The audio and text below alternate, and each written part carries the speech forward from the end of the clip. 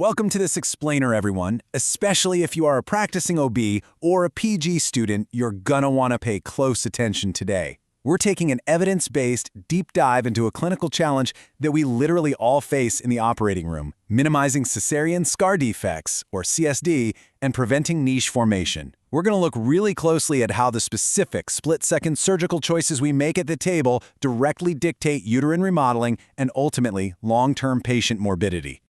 Okay, let's dive right into this. Today we're taking a bottom-up approach. We'll start with anatomy and uterine circulation, then move into optimizing the hysterotomy location, compare continuous versus interrupted suturing, and then break down endometrium-free uterine closure. Finally, we'll wrap up with layering and locking techniques and tie it all together with clinical outcomes and key takeaways. Starting off with Section 1, Anatomy and Uterine Circulation. And this brilliantly illustrates exactly what we are up against. When you look at the muscular anatomy of the uterus right alongside its complex vascular network, things start to make a lot of sense. Pay close attention to the arcuate arteries and the microcirculation of the lower uterine segment. The blood supply down there is already relatively sparse compared to the uterine corpus. So, when we operate, preserving this delicate microcirculation is quite literally the difference between robust tissue regeneration and tissue necrosis. Now, before we evaluate the surgical trials, let's calibrate on the precise metric we'll be using throughout this entire analysis. A large or severe caesarean scar defect, which we often just call a niche, is clinically defined by a residual myometrial thickness, or RMT, of less than 3 millimeters. I want you to keep this 3 millimeter threshold in the back of your mind. It is our absolute primary indicator of suboptimal healing.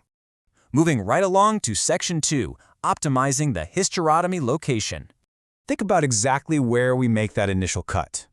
A standard lower segment uterine incision often lands in an area with much poor blood supply, and naturally, that means a reduced delivery of oxygen and growth factors. But moving that incision just slightly higher to the upper lower segment taps into a significantly richer blood supply. It's a subtle shift, but it dramatically optimizes the delivery of the essential biological building blocks that the tissue desperately needs for improved healing. Which brings us to Section 3, continuous versus interrupted suturing. Look, we all know why continuous suturing has historically been the go-to approach, right? It offers shorter operating times, it's undeniably easier to perform, and it reduces immediate blood loss. But we have to weigh that convenience against some pretty severe long-term risks. Recent data strongly suggests that interrupted suturing leads to a significantly lower incidence of major complications, namely placenta accreta spectrum, or PASS, and caesarean scar defects. Let's look at the hard data on this. The Sumigama trial back in 2014 looked at patients with prior cesareans and placenta previa.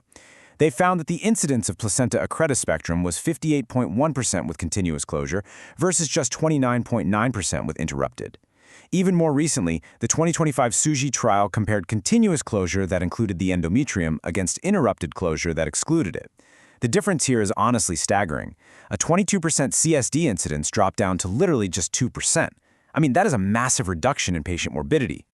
Let's dig into that specific technique in Section 4, endometrium-free uterine closure. Now, what's really interesting about this is the actual mechanics of an endometrium-free closure. When the suture passes through the myometrium but intentionally skips the endometrial layer, it solves a major mechanical problem. Because if we inadvertently pull the endometrium into that inner myometrial layer during closure, it can invaginate. And when it does that, it continues to bleed and slough locally inside the muscle, literally carving out that niche. Excluding the endometrium prevents this entire cascade. To solidify this argument, check out these two major randomized controlled trials. The 2021 Stegui trial showed a significantly lower niche prevalence when using a single-layer endometrium-free closure compared to techniques that included it. We're talking 59.3% down from 71.8%. And the 2024 Jaser trial completely corroborated this, finding a significantly lower rate of niche development overall with endometrium-free techniques. The data here is highly replicable, and it's pointing us in a very clear direction. All right, Section 5, layering and locking techniques.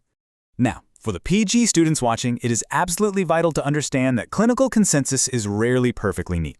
And the data on single versus double-layer closures is a prime example. It remains highly conflicting. Stegui found niche prevalence was actually 4.7% higher after a double-layer closure. But conversely, Dernwad's found that single-layer closures increase the niche. And then you have Nguyen's 2025 trial, which found double layers resulted in a greater, healthier RMT.